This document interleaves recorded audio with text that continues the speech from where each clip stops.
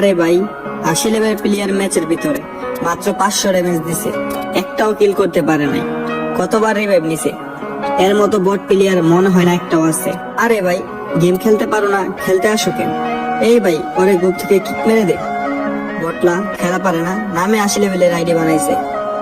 তখন ওই 80 লেভেলের প্লেয়ারটা বলতাছে, আরে ভাই, বটলা বলে গালি দিতেছো? বাইরে বট বলে গালি দিও না। আমি যদি তোমাকে প্রশ্ন করি যে ভাই, রাত জেগে কখনো গিল্ডের গ্লোরি পূরণ করেছো, তখন তোমার উত্তর হবে না। আমি যদি তোমাকে প্রশ্ন করি আমাদের গেমের ভিতরে নো সিগন্যাল জোন ছিল, সেটা কি কখনো তোমরা দেখেছো? তোমার প্রশ্নের উত্তর হবে না। আমি যদি তোমাকে প্রশ্ন করি বারমুডা ম্যাপের ভিতরে একটা পিক ছিল, সেখানে কি কখনো গেম প্লে করেছো? তোমার প্রশ্নের উত্তর থাকবে না।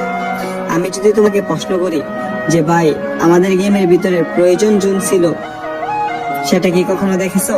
প্রশ্নের কোনো উত্তর থাকবে না। তাহলে ভাই, বট বলে কেন গালি দেও? মানতেছি গেম প্লে স্কিল হারিয়ে ফেলেছি, বিশ্বাস করো ভাই, একটা সময় ছিল এরকম 2-1টা স্কোর আমরা একাই মারতে পারতাম। গ্রেনেড দেওয়া ফালতু আপডেট আর কিছু ক্যারেক্টার স্কিলের জন্য আমরা হয়তো গেম প্লে স্কিলটা হারিয়ে ফেলেছি। তাই বলে ভাই, বট নুবরা বলে গালি দিও না। তো আজকের এই ভিডিওতে একটা লাইক, একটা কমেন্ট করবা তারা আমার মতো গ্রেনেড দেওয়া আলতু ফালতু আপডেট আর ক্যারেক্টার স্কিলের জন্য গেম প্লে স্কিল হারিয়ে ফেলেছো যারা।